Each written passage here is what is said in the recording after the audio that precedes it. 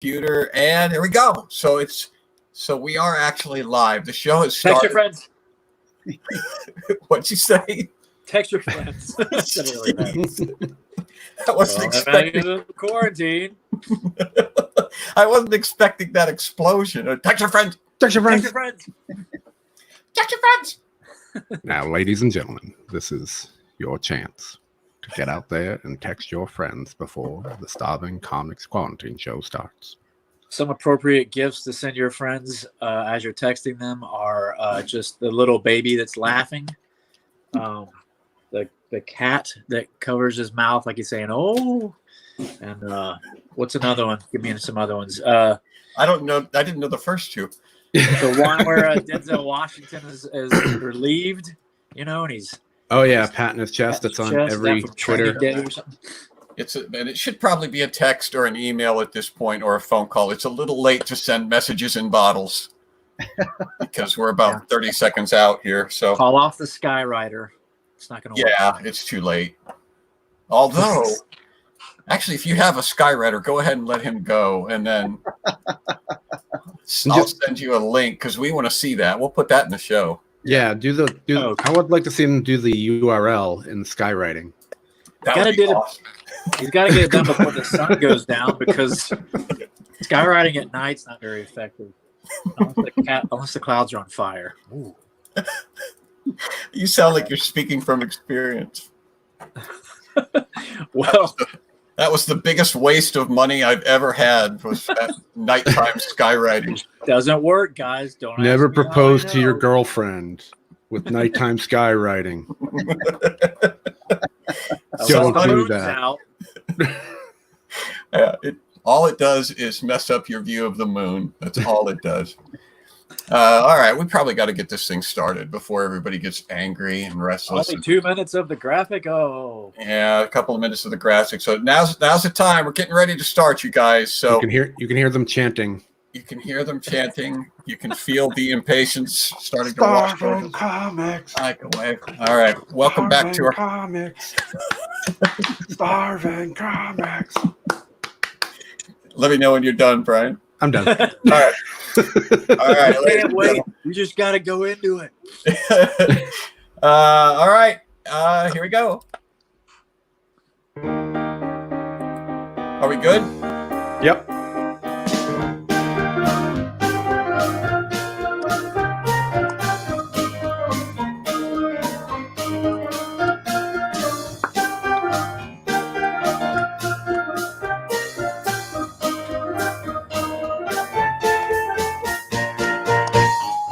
Go team!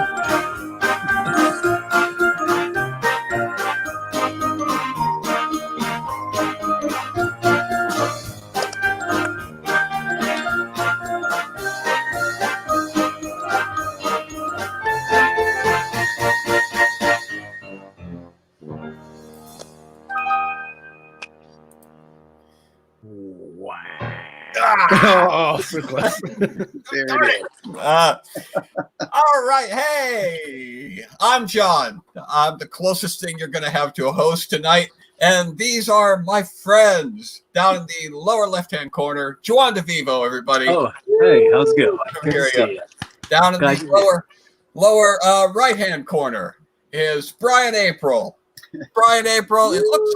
It looks like Brian Aprile, but it's actually just Brian April. All of that extra P and that extra L, totally unnecessary. And the E. And up at the top left-hand corner, a first-timer to the quarantine show, but certainly not a first-timer in our hearts, Mr. David Pendleton. David Pendleton, everybody. All right, calm down. Woohoo! Here we go, Ray, and look how excited everybody is. Yeah, wow. That is the proper response. Welcome. Palpatine tacos, everybody. Welcome back. I have so many things to cover tonight, but I don't want to look at that. That's okay. Settle down. That's way more than necessary. Wow. Leave some emojis for the rest of the people. I have so many things to cover tonight, but I don't want to bogart the show myself because I know that you probably have things to talk about. So is there anything going on in your life that we need to get caught up on? Wow. Okay, great. I am awfully glad that Well, I don't know how. I mean, okay, I'm pretty excited because my son Jacob, who's 22 years old, just bought a house. What? So, yeah, just bought a house. He is a software engineer, and he's the only one in my family right now that's gainfully employed and actually making a decent living. So he bought a house in Indianapolis. So pretty exciting. Man, that is awesome. So you have got some place to go as this I do, exactly. continues. Yeah. And so do I now, because I know Jacob as well. Exactly. Exactly. Well, I had an event happen to me this last, but I'm not going to talk about that first. I want to cover the Star-spangled Ding Dong, the Ding Dong Decay update, and I'm not sure whether to do this first or later on, because there's a lot of people that tune in to the show just for the Ding Dong Decay update, and as soon as they know what the status of the Ding Dong is, then they go and do something else. Anything else really is all that. And so I'm torn as to whether or not this should be the lead or whether this should be something that we save for the end. And so I'm actually curious why you haven't done it like the when the eagles hatch, or like when there's a giraffe at the zoo that's being born, you just don't have a live webcam. Right, exactly. That's like, let's take a look at the Ding Dong. And there's a roach crawling. My gosh, that is actually an intriguing idea. Like a live every cam. day. Just check in on it. The live Ding Dong cam. We had to check in on the Ding Dong. Yeah, well, I'm not opposed to that, but that's going to have to be the public is going to have to demand it in order for me to put the effort into setting that up. If the people want it, I will make it happen. Otherwise, we'll just do this weekly update. So we'll start with this. This is the and Dave, in case you haven't been hanging on every single event in the Starving Quarantine show since the beginning, 2 weeks ago, or was it 3? I think it was 2 weeks ago. Yeah, 2 weeks. 2 weeks ago, we unwrapped a Hostess Star-spangled Ding Dong from its package, and we put it on a plate to just to watch it deteriorate, if it will deteriorate. It will, yeah. It probably. I haven't seen it, since the beginning, but it probably looks just exactly like it did when you put it on the plate. Well, actually, Brian, if you scooch out of the way for a second, see those ding dongs on the package? Yes. It never looked like that. Okay. Never. I'm not sure that. Anyway, something like that exists. All right, Brian, I appreciate it. Thanks. All right, so 2 weeks into it, and this is what it looks like now. What do you think, huh? I mean, that is a shocking transformation. Yeah, it really is. Yeah, after just 2 weeks. 2 weeks. Incredible. Well, it looks much healthier. No, I'm kidding about that. That was actually guys. All right. Here it is. Here's the actual spangled Ding Dong 2 weeks later. And there it is. See? Oh, there's a different bug on it this week. Yeah. No, that's the same bug. As was last week. But, okay. His limbs are going on the other side of the plate now, or is that a spangle? It's just I don't know. I think that on your right. Yeah. Yep. This, that is that's a I don't know what that is. I'm gonna say that it's part of the bug and put it over here. If it's a brown spangle, then that may be different than what you're thinking. Well, I left the bug here, which we presumed to be dead last week, and I left it there to see if it was in fact dead, and it hasn't moved. So I think it is. But the reason I could be really content. Likes where he is. It's either dead or right. It's either dead or very sleepy. But you see that this expanding ring of of moisture. Oh yeah, I can see it. It's getting brought. It's coming from somewhere. Right. You know, and I don't know, you know, but that's it. It doesn't look bad for 2 weeks. No, it really doesn't. Yeah. Is that just oil from the? Yeah. Like See, from the, I don't know. Is it? She saw Like them cooking married oil. for $2.86. yeah. $2.86. That is a bargain. You should snatch those up. So deserved. But Yeah. the reason I left the bug here is, did I tell you guys the story of the possum that we found in our side yard last winter? I didn't tell you that. So my son Andrew comes over. He lives in an apartment kind of around the corner from us, and he comes over and he goes, "Hey, there's a dead possum in your yard." And I'm like, "Yeah, sure there is." He says stuff like that all the time. And I went out, and sure enough, laying next to our catio. You guys know what a catio is? Nope. It sounds like a patio that you. I mean, I tell out you, your cat. Also, yeah. It's a patio for cats. For Four cats. cats. Got it. So it's a cat. The cats can come out of the basement and go out on this patio, and it's fenced in. And then, so what we think happened is that the possum was wandering past the catio, probably going to tip over our trash cans, and the cat scared him. And you know, they play dead when they get scared. Yes, exactly. Right, and they really do. And I thought it was. I used to think that it was just like a wives' tale, but they actually do play dead. And so this possum was laying out there dead in the yard, and I thought maybe he's just playing. Maybe he's just playing dead. I don't know. So I looked. I've actually done research in this, and it turns out that it's a reflex, that they don't do it on purpose. You know, you see them in the cartoons, and they play dead, and then they don't play dead, but they have no control over it. It's basically Kind of like the fainting goats. right. You've seen the fainting goats. It's the same idea. Yes. Right. And we actually found one of those on the other side of the catio. Okay. Sure. No, we didn't. So the dilemma was, is this possum really dead or not? We don't know. And so rather than dispose of it, because that would have made me feel things if the possum was just I don't want emotions. yeah, if he was just playing dead, and then I disposed of him. So what we did was we scooched him off to the side yard, and we just kind of left him there for several days. And the question was, how long can they stay, dead? And right, we didn't know. And that was the question Andrew and I were talking about. It's like, well, how will we know if he's just playing dead or if he's actually dead? And I said, I don't know, because it's wintertime. And so it turns out what I think happened was that the cat probably did scare him, and it caused him to faint or go into this coma state. Yes. And then we scooched him off to the side to see if he was going to revive. But then he actually did freeze to death when he was laying there pretending to be dead. Because 2 days later, I went to poke him, and he was just completely stiff. It was like poking a statue.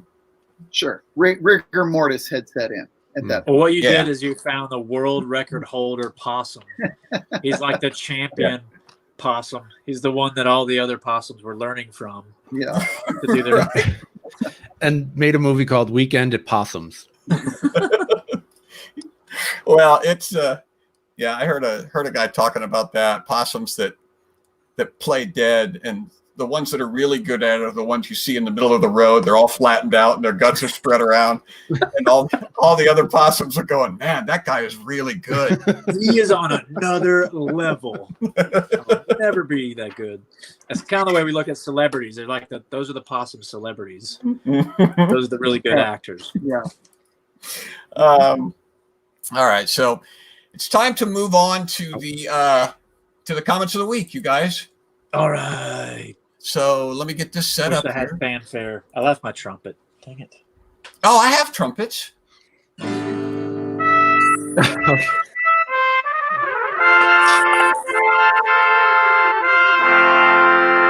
Comments of the week. There you go. I don't think you know what trumpets are. Yeah.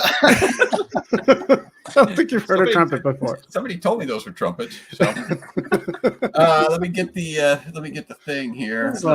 There we go. All right, quote of the week from Jeff S. John, perhaps you should run the show from inside of a giant pizza oven. Do you know why he said that? You guys remember? I do. you were because you would wet down your shirt Right. prior to the show so that Right. you wouldn't sweat and see it turning different colors once it Right. once you I, start sweating. I started with my shirt completely saturated because I'm still doing a show up here in the attic and it is 205 degrees. And so my shirt is soaked again this week because I'm a thinker. And Jeff thought that maybe I should do the show from a cooler place. And that seems like the easy way to do it. I forgot. Was that because of the coloration of the shirt, or is that because that you want to stay cool, or you're just preempting soaking the shirt by just going ahead and soaking it? All of the above, actually. So it's all, yeah, I got more than one reason for doing something. And I would recommend they have these undershirts called Arctic Cool undershirts. And this is not a sponsorship, but if they want to, I love your product. Sure. You can send me some. But basically, when they get wet, They send you one of these shirts. I'm the one that's blowing up here. Well, right. You have to buy it. So they realize that my value of a spokesperson is that I can influence people to buy them. And then they'll send them to me for free. So you can get a free one, John. Yeah. So you know. But they're great. They're great shirts. I recommend them. You can wet them and you stay really, really cool. I'll be dead by then. I always thought it was weird that you get cooler by putting on more shirts. I still can't figure that out. We'll see. If I take it off and I just wear the undershirt, then I get the guns out, and it's. Then everyone's really intimidated because I'm so in shape, and it's rough. Yeah. Well, I appreciate Jeff's concern for me, and I appreciate Brian's trying to leverage my discomfort for his own personal gain. That's what friends are for. Yeah. Tabby F says petition to get John a heat-activated color-changing shirt, which is actually not a bad idea. Yeah. Yeah. Like a mood shirt. Yes. Yeah. Hypercolor. That's what they were. Yeah. Right. Hypercolor shirts. So the more uncomfortable I get, the more vivid the shirt looks. It's actually not a bad idea at all. Jeff S. again, he was on fire. If it's killing bugs that quickly, I need a few of them for my kitchen counter. He's talking about the Star-spangled Ding Dong. Star-spangled Ding Dong. Star-spangled Ding Dong, which again, there it is, and there's the bug that it killed. And so, yeah, if you're having a roach problem or whatever, drop a few of these on the floor. Are we sure about that species? Do we know what species bug that is? Because maybe it works just on that this one. Yeah. Yeah, I guess I can't vouch for it. But if you drop a couple of those on the kitchen counter or whatever, they're good for at least 2 weeks. We know that. Wait, that's the counter so far. Yeah. Stephen P says, I want a pocket knife that tells me why I exist in the world. That was a reference to our product that we reviewed last week, which was the Swiss Army knife that had, I think, every tool that a human could possibly need to live a full. I mean, it had a ruler. It had a 4-inch ruler on it. Yeah. Yes, it did. Yeah. If you missed Not like you could just find out how long the knife itself is, or just fold out 2 of the blades to make it longer. Right, the ruler was just a couple inches shorter than the blade on the knife. He's looking for the Nietzsche model, though. And then Gar said, "My wife hates comedians. This made my day, and my teenagers are laughing hysterically." I don't know if that's a comment. That's a good way to start. That's a good way to start it off. Yeah, my wife hates comedians. My wife hates all comedians. She's literally throwing up in the back right now. Yeah. We're laughing our butts off. And then he said, "This makes my day." Well, what is it? That your wife is miserable, or that his teenagers are laughing hysterically? Yeah, I have no idea how to interpret this. Well, it probably has to be read in context. Like something happened, right, that made him say that. Something happened that made his wife hate comedians. That's for sure. We all described like us. What it was we described ourselves as comedians, and she's like, "I hate comedians." Yeah. If this is what comedians are, I don't like it. Yes. I wonder if no. people about ventriloquists. You know, there are people who have fear of ventriloquists or ventriloquist puppets, but we'll get to that later, I guess. We will find out about that. Yeah, exactly. Yeah, let us know, Gar, if how your wife feels about ventriloquists. You might redeem this whole show for us, Dave. What about mimes? We should get mimes on here next week. Yeah. Maybe that'll. Well, I hate mimes.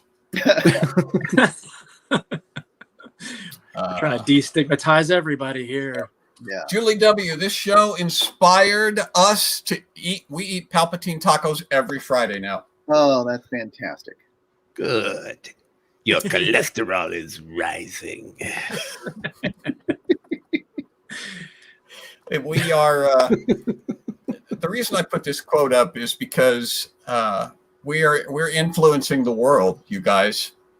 I know you think we're just horsing around up here, but lives are being changed because of what we're doing here tonight. A little further. There we go. There we go. Yeah. What have you got? Oh, That's okay. Yep. Oh, there's he's got the Palpatine tacos. He's very happy. He is. Dude, it's Palpatine Taco Friday. Because of that bag of taco.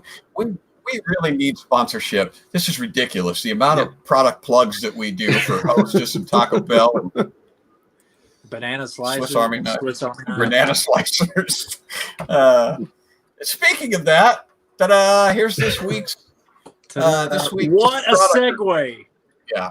The What a Autoexec flawless segue. The Autoexec AUE 13,000 wheelmate car desk gray steering wheel tray for laptop, writing space, and eating on the go. Oh my goodness. By Autoexec. Wow. You know what I love about these products is the UE 13,000A. They put these cryptic numbers on there. Yeah. Yeah. Well, like it's an upgrade from the 12,500. Yeah, exactly. That's what I'm thinking. Is this the version number? I mean, how many were there? 13,000. Oh, you don't want to know about Prototypes. the other models. Okay, so Kara says that she's actually used one. Ooh. Mm. Sounds So- like we need to find out about that before we get busy making fun of everybody who has them. Yeah, Kara says, I used one of those. I was gonna say it goes well with those sun visors that you hold up with the one that covers the whole windshield. So in case Yep. you don't want to, because the road is unsightly, the sun can be pouring in. So just use that windshield blocker while you're driving, and you can finish your laptop work. Mm-hmm. And get to work at the same time. Yeah. So Kara has one. Okay, this will probably be Kara's last week with us. Manufactured in the USA, you guys. Increase efficiency and comfortability by creating a forward working solution that is ergonomic and simple to use. Simple to use. It's just slightly more complicated than driving. It's designed to be used in a vehicle steering wheel. When turned upside down, this work surfaces an ergonomic work solution for tablets and writing. And you can see it there. I included a picture so you can get a kind of an idea of how it works. Danger is my middle name. Yeah. Really going straight roads with it. But our good friend Brian April has done some intense research this week on this product. And he's going to give us what he's uncovered. All right. Do you want the reviews or do you want the questions first? You can do whatever you think matters, Brian. This is about educating as well as entertaining. Okay. I'll look for questions. Questions. I'll look for Questions? Okay. Yeah. So we'll do questions first. Because I have questions. See if they answer mine. Is the Autoexec wheelmate strong enough to hold up a microwave oven? I like to cook bacon for breakfast, and this would save time on my commute. So that's the question. Yeah. The answer is mine does hold a marble chess set on my motorcycle. It is rather weighty, so in my opinion, a small microwave shouldn't be a problem. I use Velcro to hold the pieces down. Now, this one, does blood wipe off it easily? A very good question. Good question. And the answer is the Autoexec wheelmate table is designed to clean easily and in most situations. Blood wipes off easily if it's someone else's blood. If it's your own blood, well, it depends entirely on what you have cut off. Then wiping may be a problem. Yeah. If your hand's off, then you're just bleeding more blood on there while you're trying to wipe it off. I get that. That makes sense. Totally. Logical. Does this product come with its own airbag? If so, is there a way to turn off the airbag when my dog is driving? Again, great question. As versatile as the Autoexec Wheelmate is, at this time, there is no airbag. If you wish to provide one, a mother-in-law, self-obsessed mother, or an old boyfriend does very well riding in the passenger seat. If you wish to disarm the airbag while your canine is driving, simply have your faithful friend vomit or expel gas. So I think that's good advice for all of us. Okay. Now, this one's really important. This ties back in to previous weeks. Wait a second. I'm wondering why the dog would be driving. Is the dog not only driving but also doing your paperwork while? Yeah. I would imagine just maybe doing a little Google search for you, just working the spreadsheets, setting up that big presentation for the office. Okay, I guess that makes sense. Yeah. Now this one's important. I think we're all going to agree on this one. Can it slice bananas too? Is it better than the Hutzler 571, which is a product we featured on this segment 2 weeks ago? Still haven't heard from Hutzler. Yeah, 2 or 3 weeks ago, we talked about the banana slicer. Yeah. And the answer is nothing is better than the Hutzler 571, except for, of course, the Mountain 3 Wolf Moon short sleeve T-shirt. Although if someone were to utilize all three of these items at once, a tear in the time-space continuum would result in the destruction of our solar system. So please use responsibly. Right. Yeah. Well, I think they said that very thing on the banana slicer as well. There was a warning about disrupting the whole of reality. Exactly. So, again, it's just a great reminder because then the lawsuits come. You know how it is. Yeah, I do. So the last question I have, I'm going to answer as Christopher Walken because I think it's something that Christopher Walken would answer. Good. I think he did answer it, actually. The question is, what's the average number of fatalities per user? Just an estimate is fine. It depends on what you consider the realm of fatalities. Do you mean human animal people in costumes like at Disneyland, human food, people dressed like pizza slices, or con dogs acting as humans like poker playing dogs, those annoying statues, human like silver cover. I'm losing my voice. I lost it. I've lost it. I'm going to just go Homer. It's way easier. Silver colored Statue of Liberties with hats in front of them for tips. Mannequins, flying monkeys, Amazon drones. I've only killed a few fire plugs and a tutu-wearing chihuahua in the 6 days I've had mine. But I did maim a short, elderly woman, which was okay, because how much longer can she live? I like the way you lost Christopher Walken. And, Homer Simpson. And that's why you never do a voice that you haven't done in a while. I totally you said you stretched. Yeah. Oh, fantastic. All right. So there you have it, you guys. The Autoexec AUE 13,000 Wheelmate. If you're thinking about buying one, or if you're thinking about stealing Kara's, now you have the information that you need to make an informed choice. Yeah. That's what we're here for. Is that it? Oh, no, I almost forgot about the unsolicited advice, you guys. This was a thing that we started last week where we don't actually have people writing us and asking us for advice. So I'm going out and stealing advice, please, from other people's columns.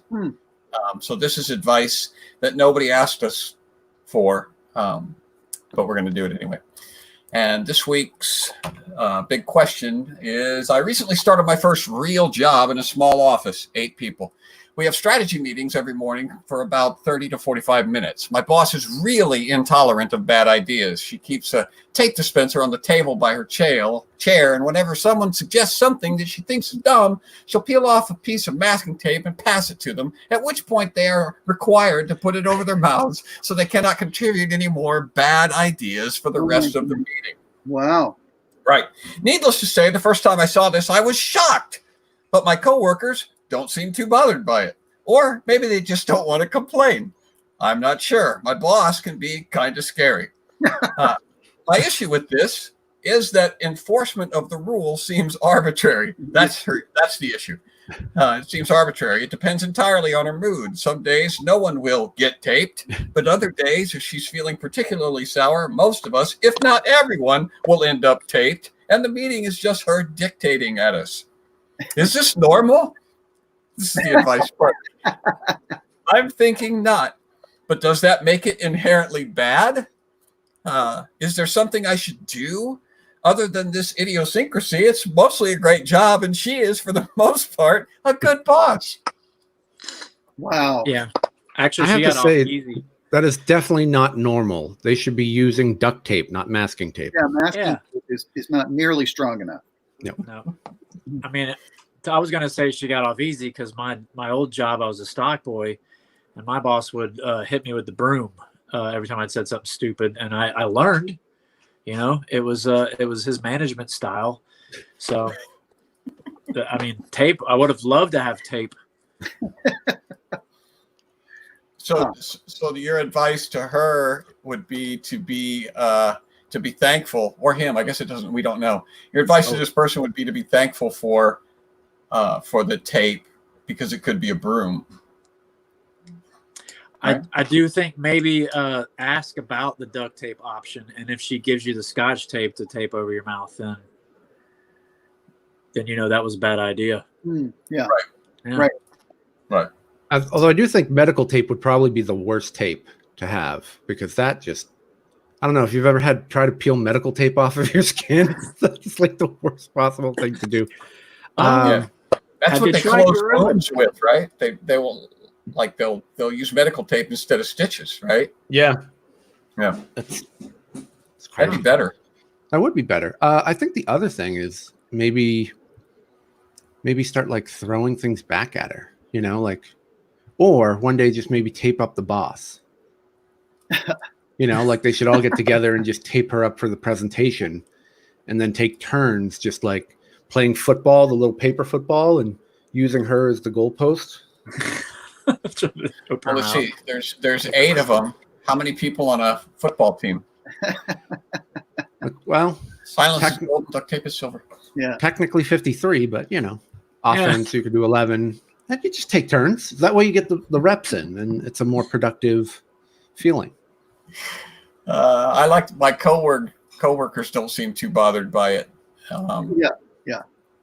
Well, this is the new person, recently started first real job, so they're new. The coworkers, I would go with the coworkers. They're the ones who've got the experience. They seem to know what the protocol is, and if it doesn't bother them, I'd maybe start out by asking for tape before you even speak. May I please have a piece of tape? Just give me some tape. I'm feeling very dumb today. What if you brought in your own roll? Oh. You hand it out. I mean, Brian was talking about taping up the boss, but that's a preemptive thing. But what if you handed the boss some tape? Maybe that forthright thinking could get you a promotion. Well, in this time of COVID, you know, you want to have your own tape. Definitely. Oh, true. Have it for yourself. That's right. You know what would be really funny though is if this was just one big elaborate hoax and like big prank that they did on the new guy. Oh, everybody's in on it except for me. And so they're like, let's see how long he goes before he says something. Let's see how long we can do this before he writes to an advice column. Exactly. Actually, I'm thinking that's probably the situation. That's probably exactly what it is. That sounds like I something think you would cracked do. it, Brian. Yeah. That would be a great place to work. How long have they been up to this? What did it say? The length of time? Well, he said recently, so. Yeah, I don't know. I didn't, like I said, I stole this. I didn't pay a lot of attention because I didn't think that we were probably going to offer anything of much value. So I didn't do a lot of research. All right. So that's unsolicited advice for this week. And I believe that is the end of our slide. Yes, it is. There's this one's intentionally left blank. And so now I need to, oops. Here we go.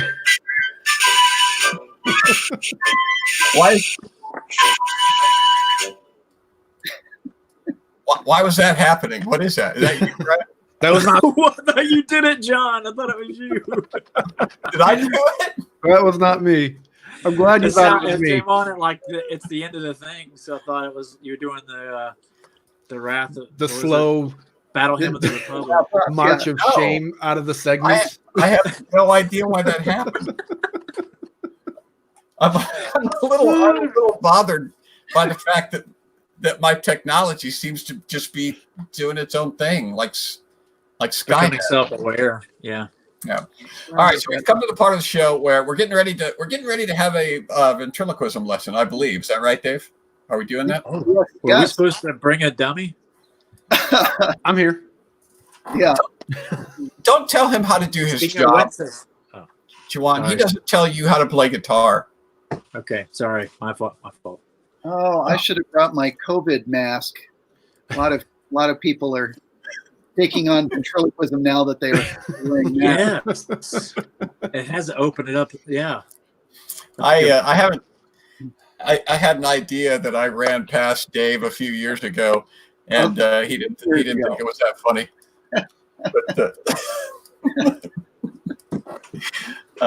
But my idea was I was going to put some ventriloquism into my act, and I was going to have a dummy that was a hostage. So I was going to pull it out of the suitcase, and he was going to be all tied up and have like tape over his mouth.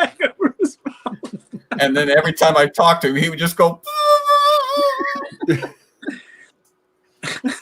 And you were advised against this? Yeah, he didn't think it was a good idea. Well, you know, it's a funny gag, but I don't think you could build a whole act around it. Oh, no, not a whole act. I don't know.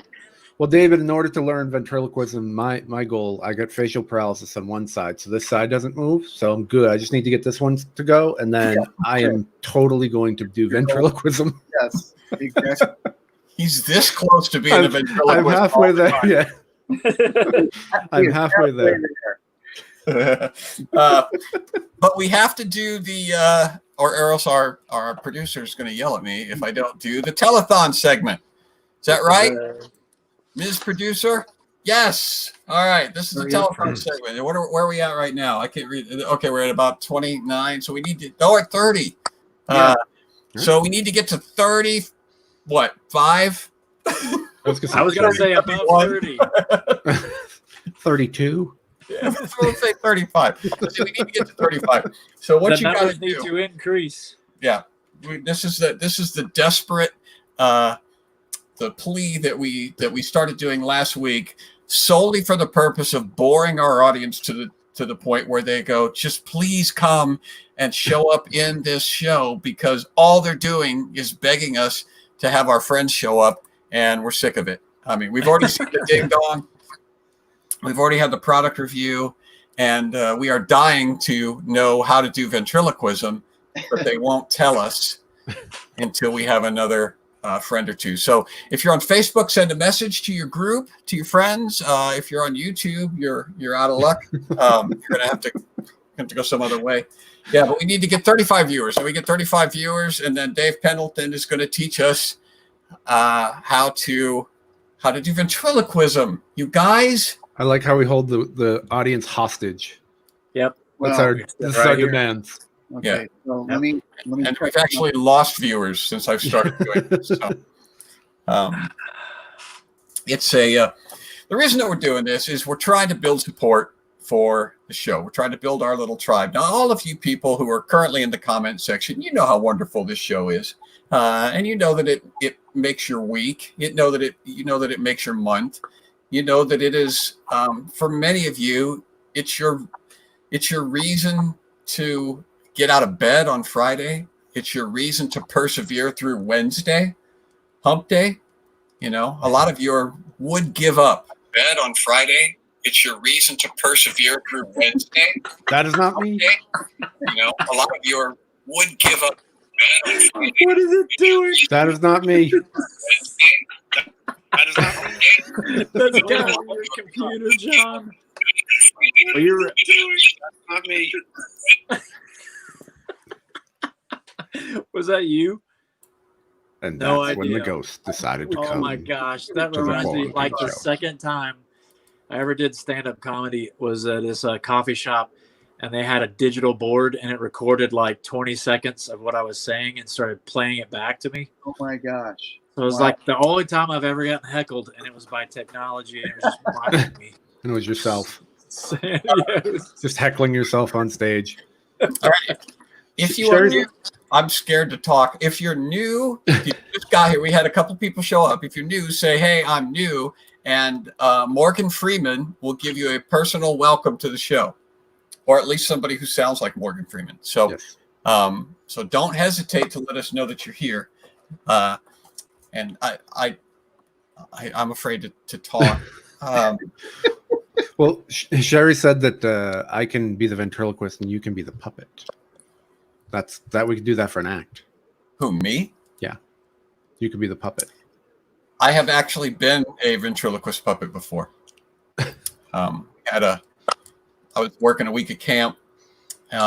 Just so you know that I have absolutely no shame, and there is nothing I will not do for a laugh. But the guy who was the dean of the camp was a kind of a big burly fella, and he said, "Hey, I got an idea for talent night. I'm going to do ventriloquism. I'm going to come out carrying you, and I'm going to set you on my knee, and I'm going to ask you questions, and you're going to answer like a puppet." And that was the shtick. And so he carried me out and sat me on his knee, and it was one of the most humiliating things I've ever done in my life. But not the. To be an adult male and have another adult male carry you like a child out in front of all of these people and set you on his knee is it was church camp, and so it was for Jesus. Well, at least you weren't in the trunk. You could have been in the trunk. Okay, so Michelle Morrison King is new. Yeah. Michelle Morrison King. I would just like to say, welcome to the Starving Comics Quarantine Show. You are fully ready for summer with your sun hat and sunglasses, but there's nothing sunny going on here. You don't know what I'm saying, and I don't know what I'm saying, but I just like to say welcome. That brings such a gravitas to the show. I feel like Perfect. Now. Thank you. All right. And by the way, Michelle, here, that's a Star-spangled Ding Dong that's been decaying for 2 weeks. You're welcome. Do you get that anywhere else? No. We hit 35. So there we go. Woo-hoo! Now, if you are new, feel free to jump in and tell us that you're new, and we will do you have earned a personalized welcome from Morgan Freeman. So don't hesitate. Don't be afraid. Any viewers that are brand new, just say I'm new, and we will give you a personalized greeting. David Pendleton is going to teach us how to do some ventriloquism tonight. Talk like a so I'm going to let it. How to talk like a dummy.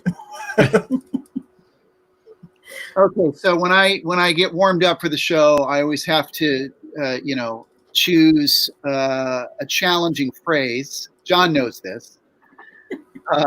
And I can't wait for this. He always makes fun of me when I do this. But, the phrase rubber baby buggy bumpers has a lot of challenging sounds in it, because there's certain sounds that you can't say without moving your lips, like P and B and M. You have to bring your lips together to form those sounds. So you have to make substitute sounds to make it sound like that. So this is typically what I do to get warmed up. And I do it in a character's voice, and it's much better in a character's voice because you're forcing the sound through your nose, and that gives it a different characterization. So here we go. Rubber baby buggy bumpers. Rubber baby buggy bumpers. Wow. My mother made marmalade. My mother made marmalade. The boy bought a basketball. The boy bought a basketball. There you go. Wow. Thank you very much. Wow. By the So way, I think- I think I now know where those other voices came from that we did earlier. It was David. Well, Well, I could end up doing was like rudder diddy dungy duggers. Yeah, Which actually sounds like a B and an M and stuff. That's awesome. And so that is what I wanted to do tonight. Was I wanted us to take a shot at duplicating Dave's success To show you. in turn, right? So why don't you do it? By the Do way, it again. Peter Valentine made the comment, and I thought about this earlier, that if I was in the meeting where they were passing out the tape, that wouldn't really affect me. You know, I just put the tape on it. Yeah, if my mouth got taped at a meeting, I could just talk through my nose. You can't literally talk through your nose, okay? yeah, Don't you have to have Well, yeah, you kind of. Well, right. You can't talk with your mouth completely closed. You do have to let some of the sound come through your mouth, which is why you smile, you know, and the sound is coming through your teeth, essentially. You're lying through your teeth is what you're doing. Right. Well, the thing that Dave and I have done this, we've talked about this dozens of times, and it always makes us laugh because when I was doing cruise ships, a lot of cruise ships, I would run into ventriloquists frequently, you know, on the cruise ship. And Dave is a really good ventriloquist, and technically, as far as technique goes, I mean, it's stellar. And not all ventriloquists are as concerned with their technique as Dave is, and so it was really fun. I would say, yeah, we had another ventriloquist on the show, and he would say, well, how was he? And I would say, rudder daddy Dougie Dumpers, and then he would know what I meant because the technique wasn't quite as refined. So do it one more time. Do rubber baby buggy bumpers for comparison. All right. Okay, here we go. And then Brian will go. Rubber baby buggy bumpers. Rubber baby buggy bumpers. This is going to be Brian. horrible. All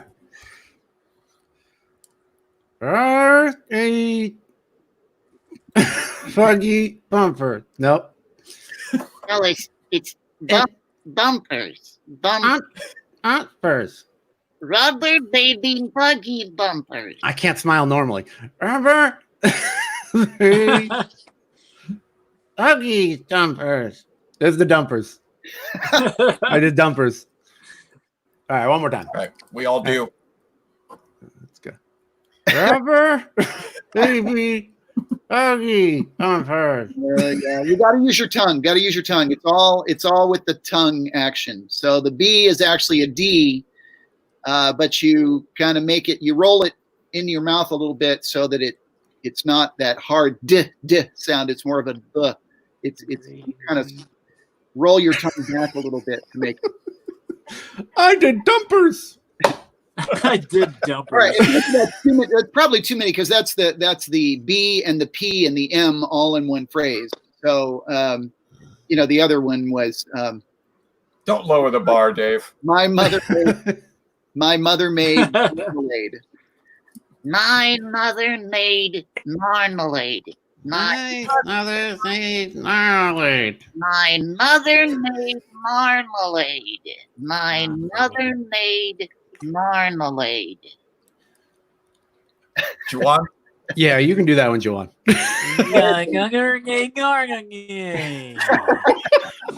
The trick is to look insane while you're doing it.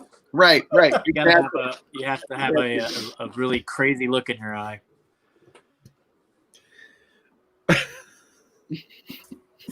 You distract people with your crazy eyes.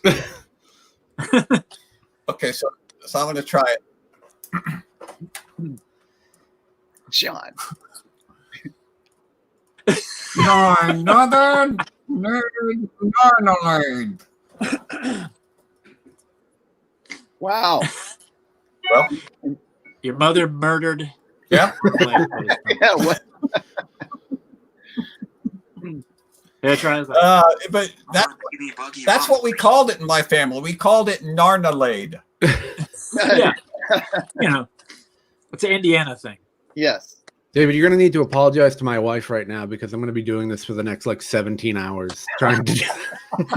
It's like a vocal challenge. Yes. Yeah, exactly. We're sorry, Deb. We are sorry.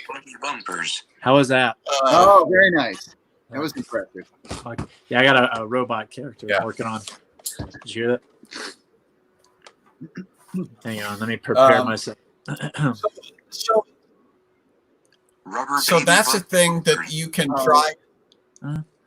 Well, John, you were talking over top of that. Juan was demonstrating this very impressive technique. We got it. Right, do it again. Do it again, Okay. Juan. Well, you have to. It's in the jaws is what I'm doing. Okay, here we go. Rubber baby buggy bumpers.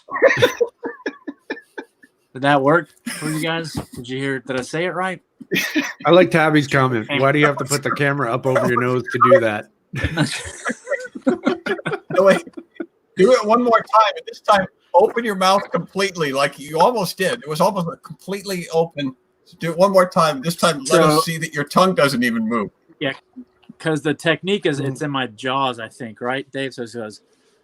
Rubber baby buggy bumpers.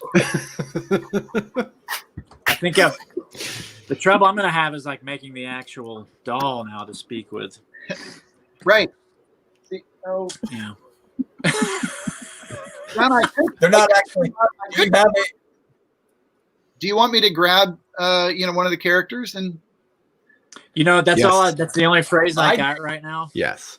If I try to See, branch out, you guys I are do. making I a don't know what mockery of this. I don't know what the people want. I am trying to learn a new skill, and you Right. people are just laughing away like it's nothing. look, just because I nailed it on the second try doesn't mean I'm not taking it seriously. What was the other one? My mother likes It's because I marmalade. nailed it. Made marmalade. Oh my. Oh, what's going on here? What is it? It's Tilly. Oh my goodness, it's John Branyan. That's hard to say. I'm reverting to an 8-year-old right now. I'm like, Yeah. rubber baby buggy bumpers? Oh, I hate that phrase. All right, so Peter Piper picked a peck of pickled peppers. How's that? it was nails, Tilly. Pretty good. That was nails. Yeah. All right, I know who this is, and evidently Stephen knows who this is too. Yeah. So Dave, why don't you introduce your friend? Well, this is Aunt Tilly. Yeah. How you doing tonight? I'm all right. I can sit up and take nourishment. Hanging in there. How you been, Brian? Oh, I'm sorry. Good timing. That's it. been great. Been great. Perfect timing. Yeah, thank you. Fine. Oh my goodness, I'm a little starstruck right now, honey. There's no need to be. I'm not even the most famous person on there. I'm in the background. Well, He's a really great ventriloquist, though, Tilly. what's that, honey? He's a great ventriloquist. Oh, is that right? Well, I've only just started out. Well, okay. I only just started out. I only really got the one phrase, so I think I'm going to have to work more on other phrases. But I got the one going so far. And Dave's a great instructor, so I mean, I chalk it up to his teaching. So here I'm going to try this to see how this goes. All right. And really check this out. Rubber baby buggy bumpers. Oh, God. That good? It's a little creepy. I mean, it's the character that I'm working on. Maybe I could change it up. I'm not sure, but He never gets old. Not So, how you been, Tilly? It's been a while since I've seen you. I'm all right. I'm Yeah. all right. Yeah. Still getting over that little cough I had, but it's not COVID, I hope. That is. You're not wearing. How a would mask. you know the difference? You guys are close, 6 feet closer than 6 feet. Are you guys going to be okay? Oh, yeah. Yeah. So you tell us about that cough? What? You would tell us about that cough? Well, doctor gave me something for it, but I'm doing better now. What did he give you? They gave me a laxative. Is that right? Well, Now I'm afraid to cough. Yeah.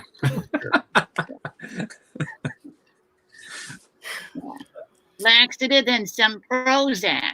Right. Laxative and Prozac. Yeah. And Prozac. So I've been going to the gym a lot, but I'm feeling good about it. There you go. Very nice. This is making Brian's entire year. You have no It's the idea. best thing that's happened to Brian all Well, Seriously, I've reverted to an 8-year-old. And Tilly, I am a fan. I am a fan. yeah. Okay. Brian, this is just for you. All right. Okay. Oh, darling, I am growing old. Still the threads among the gold shine upon my brow today. Life is fading fast away, but my darling, you will be always young and fair to me. Oh, yes, my darling will be always young and fair to me. Well, that's our theme You song. almost made me smile, which is really hard to do. Good. That's a compliment. It is. Yeah. Very nice. Thank you. All right. Tilly, you ready to go back? No, I just got here. Back. Well, we're going to do Juwan's Mad-lib. Oh, Are you ready to? can I stick around for that? Yeah. You can stick around for that. All right. Go ahead. Well, Juwan DeVivo has Juwan DeVivo's overly specific Mad-libs. Yeah. What we've one of the things we've discovered about Juwan DeVivo that we love is he's terrible at making Mad-libs. He's really, really bad at it. He's so bad that it's wonderful. And we have, this is the third week, and this was actually a brainchild that I think Juwan, after the show last week, we said we should have a fairly semi-regular Juwan DeVivo's overly specific Mad-libs. And basically Juwan asks for, how Mad-libs, you ask for nouns and verbs and adjectives in general. Juwan will actually narrow it down and dial it into very specific things that he wants in his Mad-lib. And so go ahead, Juwan. Well, yeah. Well, I do a lot of the heavy lifting for you. Yeah. And I guess I like that you said I'm so terrible that I'm good at some of the William Hung of Mad-lib or the I don't know. Anyway, I'm gonna ask you guys, audience, and actually, you know what? I'll take it from you guys because when we first did it, we were all doing it, but you guys aren't doing anything. No. So I'm going to ask you for something, a form of speech, and or something. So, like for instance, if you think of a job that has a uniform, and I'm going to fill in the blanks, and I'm going to ask for more stuff too. But I need a job with a uniform. job in a uniform. Taco And then, Bell. I didn't Taco hear. Bell further. Taco Bell. Taco Bell. Taco Bell, yeah. Okay. So is that like a burrito rista? What's the assembling person? If you're working at Taco Bell, what's your official title? Employed. Employed. Employee. That's so funny that when they call like at a fast food restaurant, they call the customers, they call them guests. But he asked for an occupation with a uniform, and you gave him employee. All right, there's while you're typing those in, also think of like another one would be an undesirable location. So somewhere you don't want to be. So that's another one. You know what I meant to tell you guys. I'm talking now too while I'm trying to write stuff down. Is there we go. This is the reason it's coming is because it's from my improv background. I've recently been doing some improv, right? And so that's what you do. You don't just go, "Hey, give me a noun." Well, you do say, "Give me a suggestion." Never mind. I'm not very good at improv either. All right. Okay. All right. You guys take over because the things are pouring in. And I was kind of. We John and I talked about this a little bit. We were thinking some good ones for future, and you can just listen. You need the name of a small teal-colored handheld device that runs on 4 AA batteries. Something like that.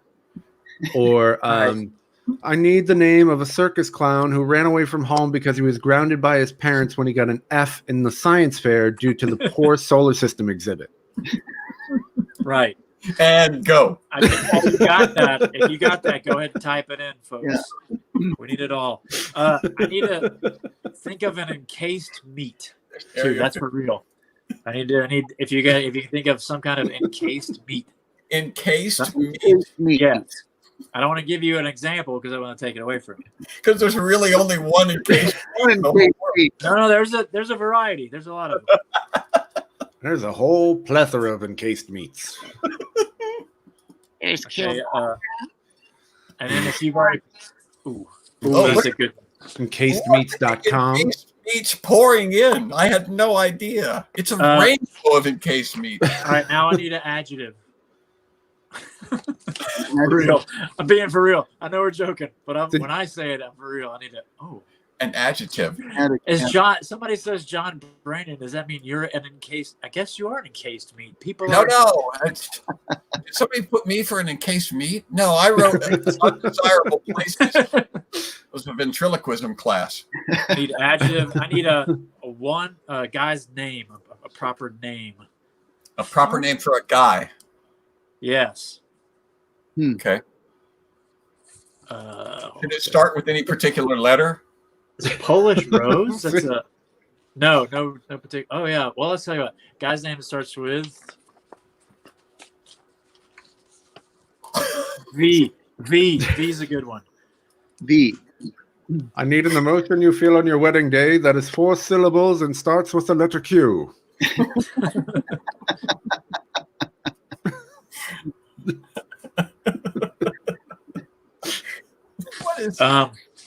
What is this? What is Pernilius? I need a word that describes an adjective that you would describe food with. So you'd say this is a something biscuit, or this is a something sandwich. So something. So then you would describe food. A food-related adjective. Describe food. John, I believe Pernilius is a new medicine. Ask your doctor if Pernilius is right for you. Side effects may include overly specific Mad-libs. Intolerance to encased meats. That's right. That's a thing. I think that's what Lyme disease is. What is? Intolerance to encased meats. Pungent. That's good. So we've got names for men or males that start with V. We've got adjectives. We've got food-related adjectives, which is more specific. I need a dangerous animal. A dangerous animal. Yeah. Wow.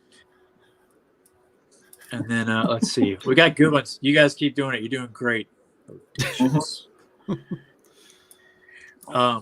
While you're thinking of that, I need a word to describe a malfunctioning door. If you guys got those, throw that up there.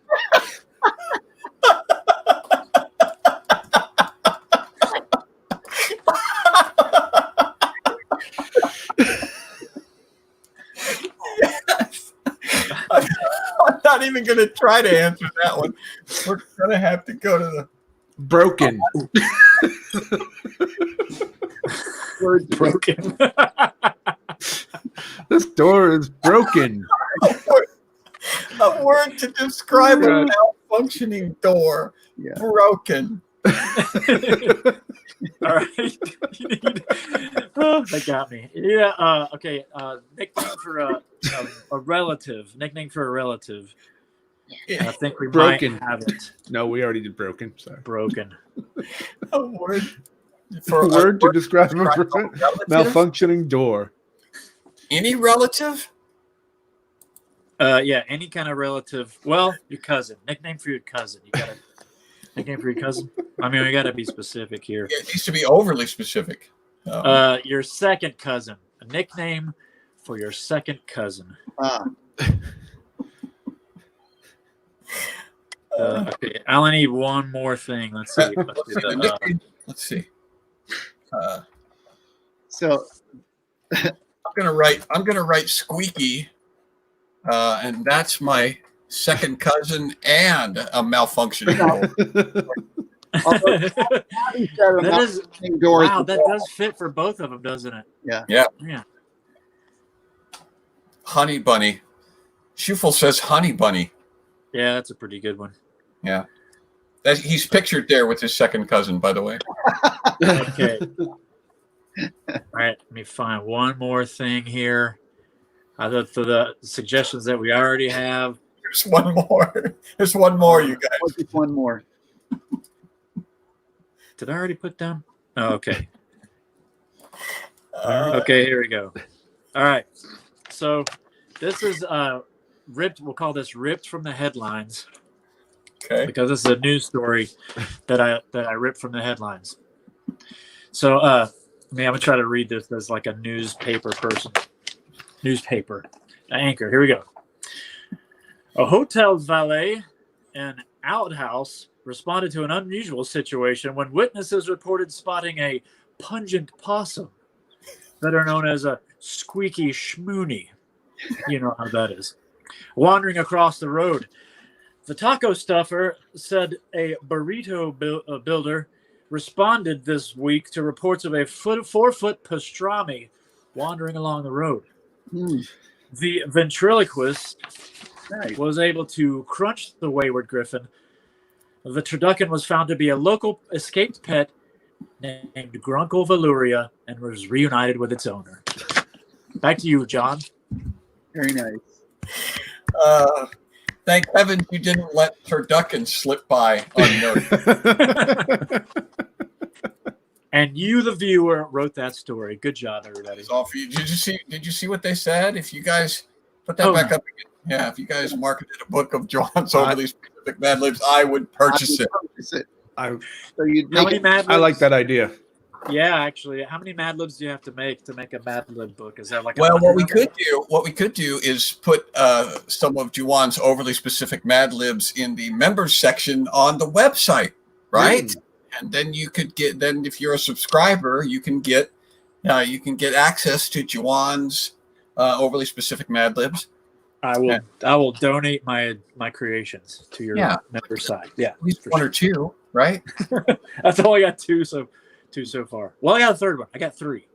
You've got 3? Well, you know what would be fun to do would be to put the overly specific Mad-libs out in the member section and have our people go and fill them out.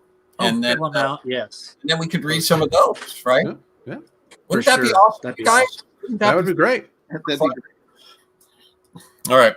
So we'll do that. If you are itching to support, if you're itching to encourage us to do more of this kind of stuff, if you think there's not enough of this in the universe, why would you encourage it?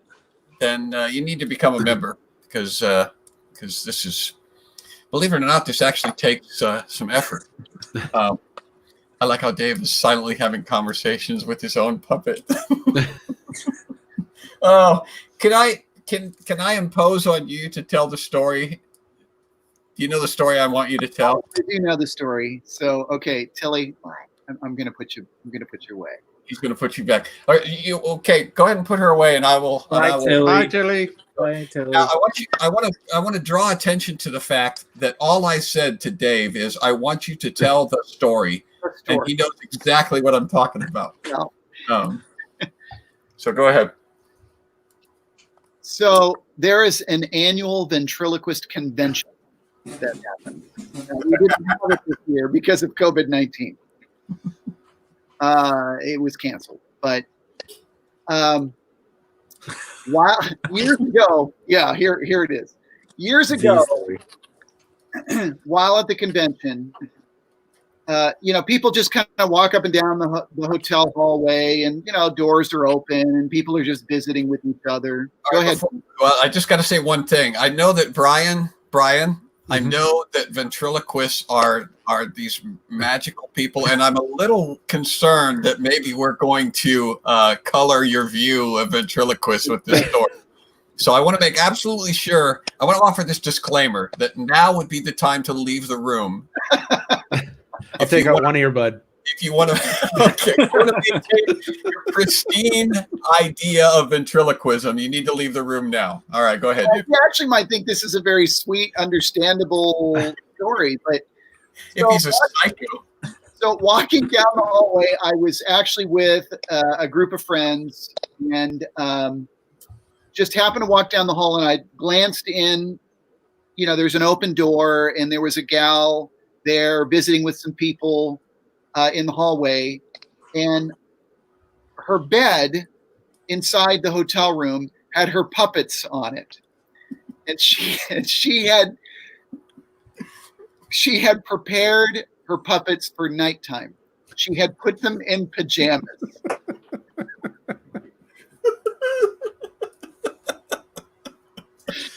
So I kind of walked by, and then I stopped, and I looked at my friend, and I was like, Did you just see that? And he said, I think so. And we kind of just slowly backed up and looked in the room again. And sure enough, her puppets were lined up on the bed in pajamas. She brought pajamas for her puppets. Were any of them in like rubber underwear or something? Like, did she prepare them just in case one of them would wet the bed or something? Yeah, this was before pull-ups, I think. That would have been very appropriate. This one isn't potty trained yet. Yeah. So. The ventriloquist convention, there's some really cool people that you meet, at places like that. But then there's always, at conventions, there's always just going to be a very interesting variety of people. I wonder, because it's like it seems like it would be easy for honestly insane people to go in there and blend in. Yes, that did happen. There's no doubt about it. I didn't plan on having you tell all of these stories, but would you tell the other story about the guy who became the favorite at the open mic? Yeah, and we had an open mic every year. This is a sweet story. Yeah, and there was a guy. His name was Cecil.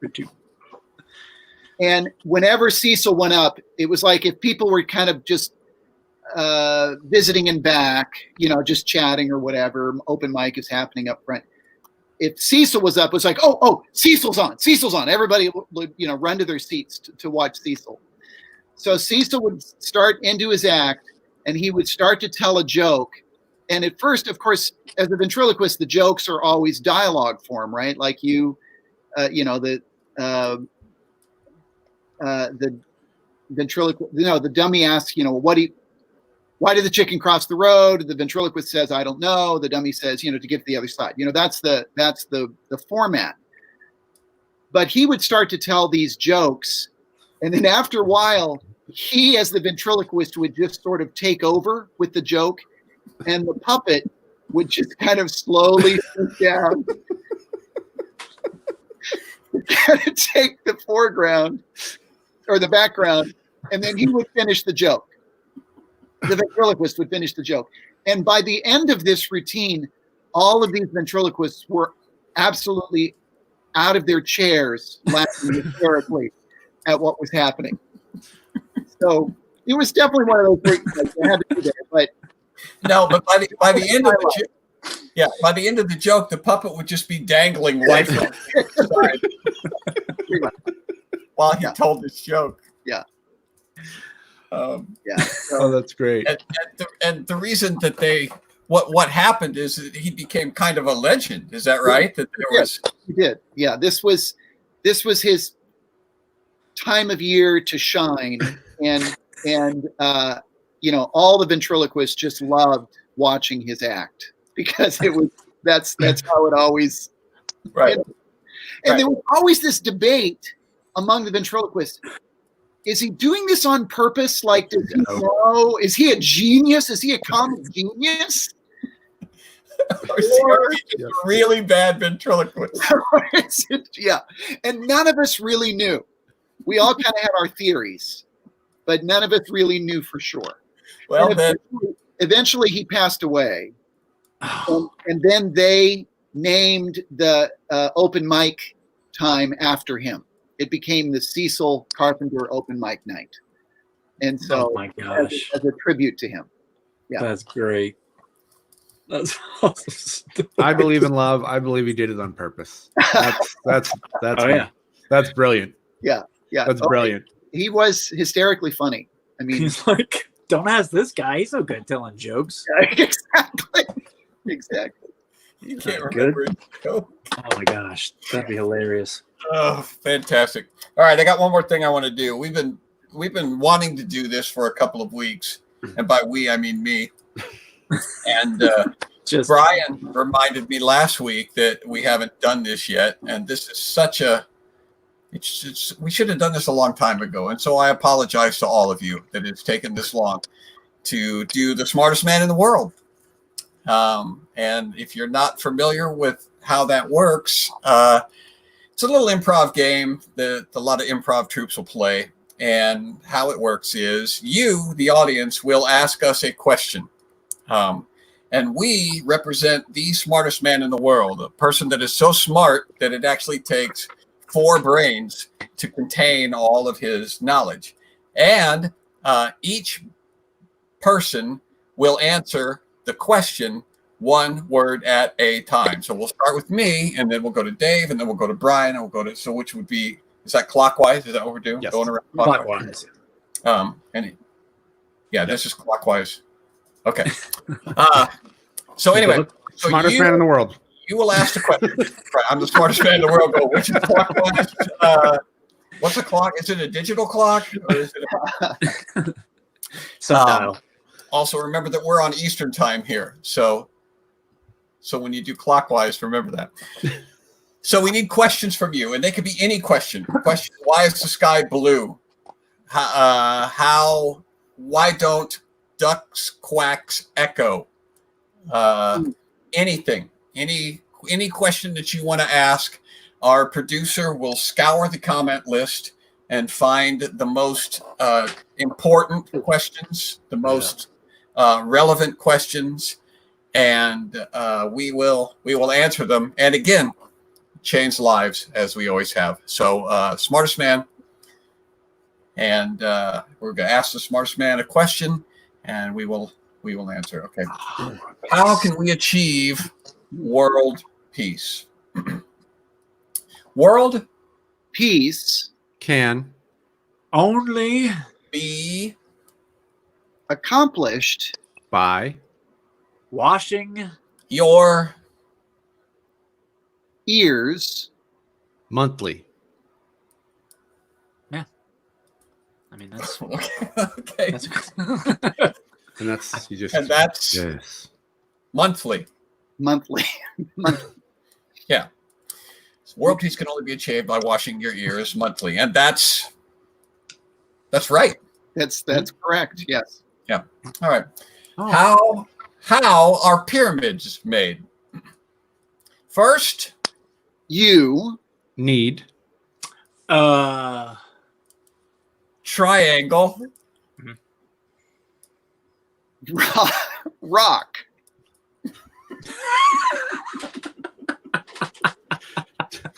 2 Lean against Another triangle rock.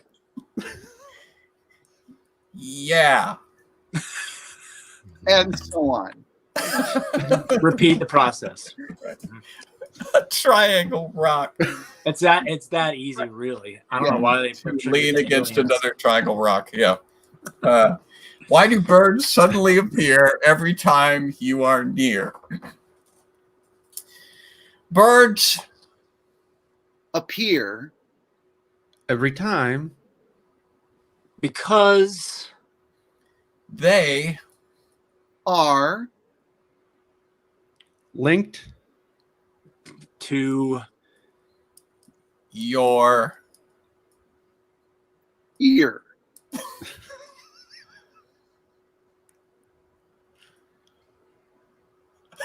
okay. yeah, I think that's good. They're there. They're there. There's been a Did you ever lot watch cartoons? lot of ear-related answers. Yeah. Yes. That was an attempt at a callback. What's the best way to potty train a child? What's the best way to potty train a child? Yeah, that's a great question. We get this one all the time. Yes. Put Your Foot into the potty chair and pull the lever towards the child.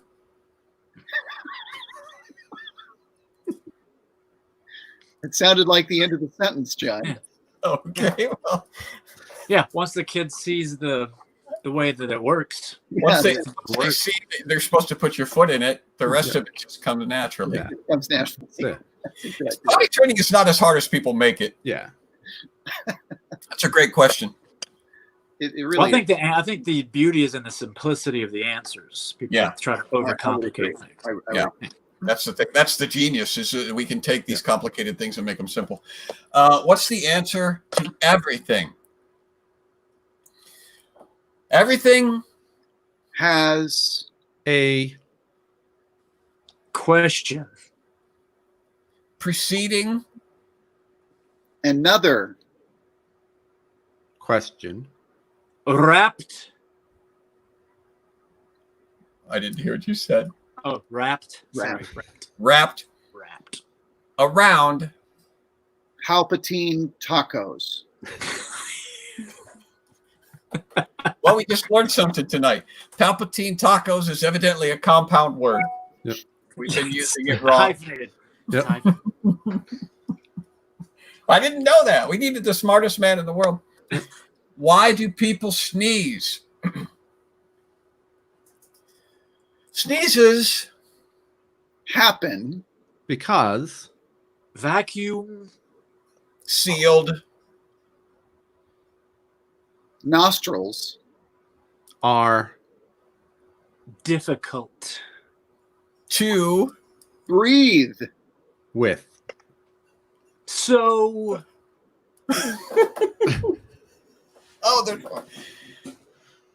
When you sneeze that breaks the seal.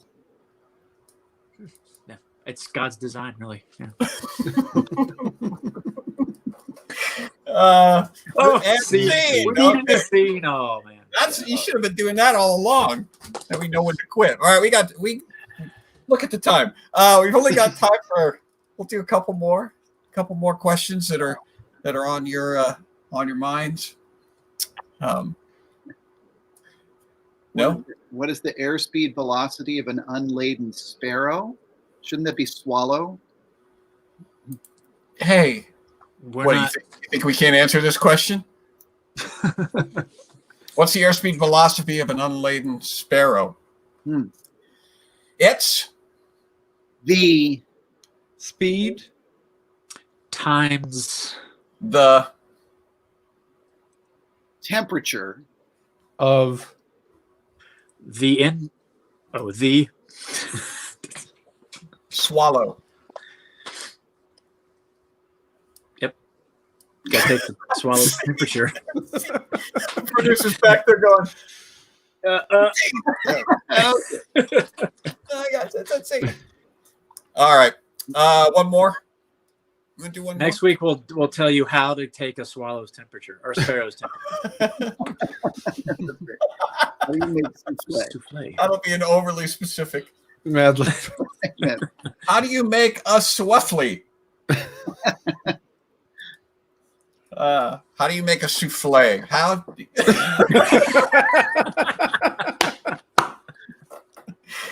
How do you make That's it. How do you make a souffle? How do you make a souffle? Take Chocolate. And Insert it Into a chef's salad dish. then grab your Powdered plunger and force it down your ear.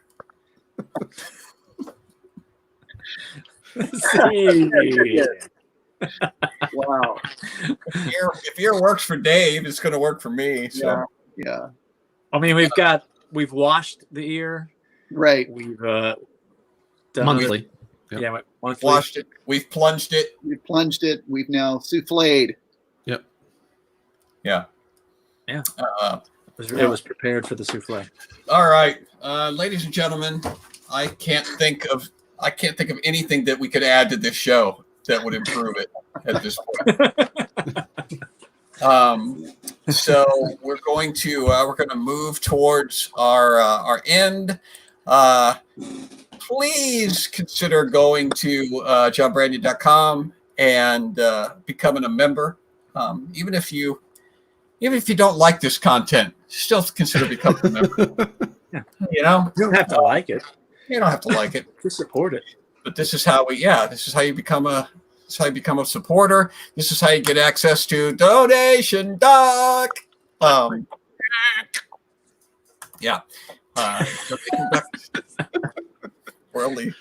And here's the thing. I almost forgot to talk about this. We've got another theme song that we've been kicking around for a few weeks, and we still don't know exactly what all of the lyrics are to that theme song. So we're going to play it for Dave. We're going to play it for Dave and see if Dave can tell us what it is. All right? So here's the theme song, Dave. See if you can tell us. Here we go. So this is the theme. Quarantine show.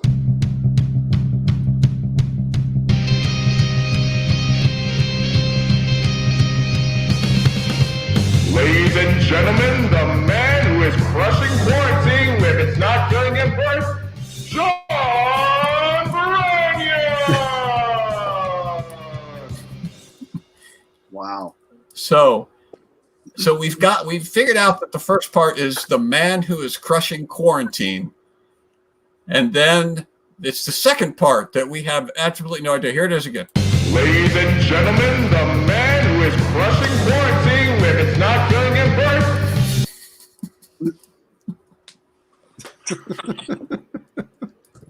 What's the second phrase? That's what we're asking you. You want to hear it again? I believe it's rubber baby buggy bumpers. Yeah. Here it is. Ladies and gentlemen, the man who is crushing quarantine with it's not killing him first. With not doing it first. With I'm sorry. Not doing it first. That was exactly what you I shared. thought it said something like voice though at the end that time I heard. All right, so one more time. Doing his voice. Ladies and gentlemen, the man who is crushing quarantine with it's not killing him first. With not onions, Porsche. With not onions in Porsche. It's so funny how desperate we've become as the weeks go by. We just start throwing just words up there. I don't think the person that wrote it was literally insane. I mean, I think it's a sentence that sort of stands on its own. Yeah. So here's what we're going to do.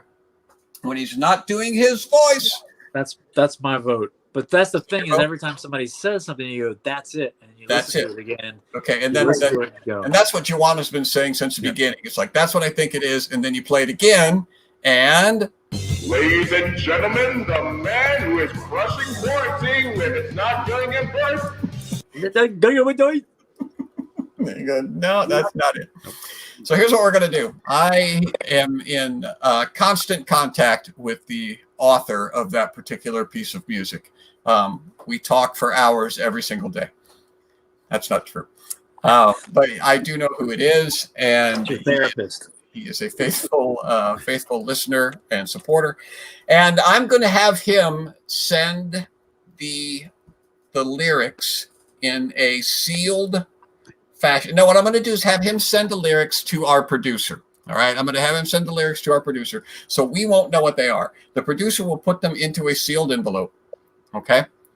And then we will open that envelope when we achieve a landmark number of viewers. All right. So in order to then specified number. Right. Because this is probably the most important thing we will ever do on this show. Right. So we don't just want to do it flippantly without fanfare or reason. And so this is how it's going to work. I will have the envelope sealed here next week. I think we can get it I'm sure we can get it by next week. And the Star-spangled Ding Dong as a paperweight. And it will be right here next to the Star-spangled Ding Dong. And when we achieve the landmark number of viewers, which is probably going to be, we're going to have to go back and do some research and find out the maximum number of viewers that we have ever had on this show. I don't know what that number is, but when we break that number, it's more than 10. I can tell you that. Yeah. Then when we break that number, the instant that we break that number, this is why it's going to be important to stay tuned in, because we're not messing around here. Look at how serious I am.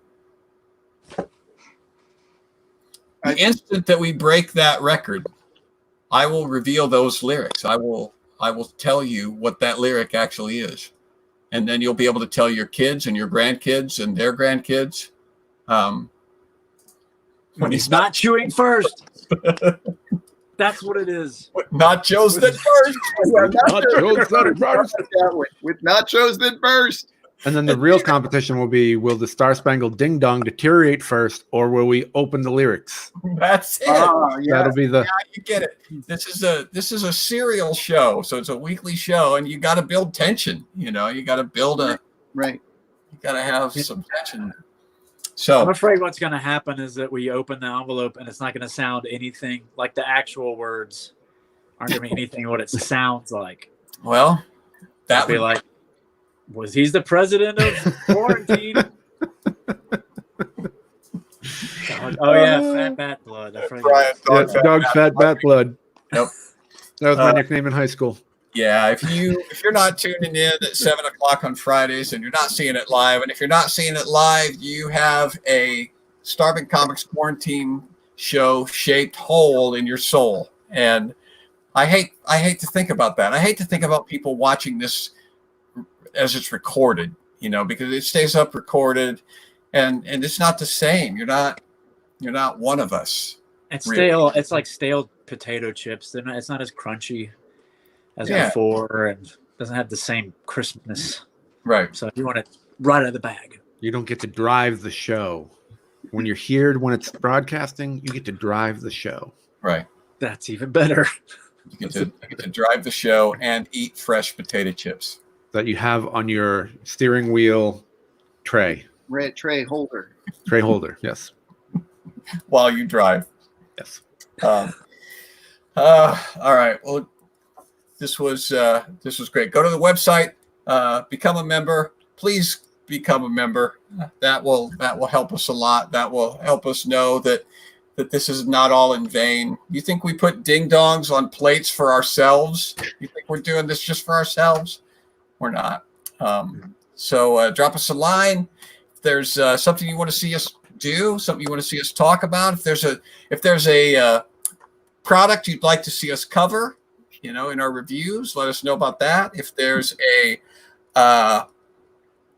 advice that we can answer, if you've got a question that's haunting you, keeping you awake at night, send it in. We'll knock that out lickety split.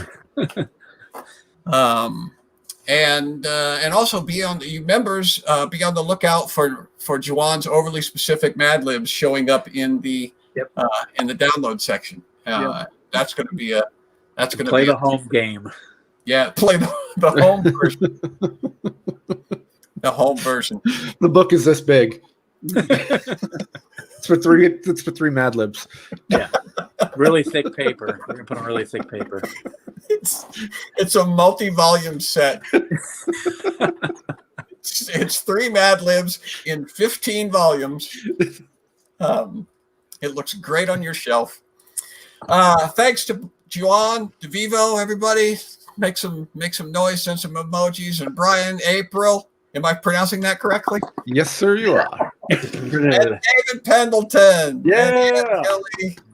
David, Rudder Daddy, Dougie Dumpers, Pendleton. I'm John Brandian. God bless you guys. We'll see you next week. Woohoo! Try to find the button.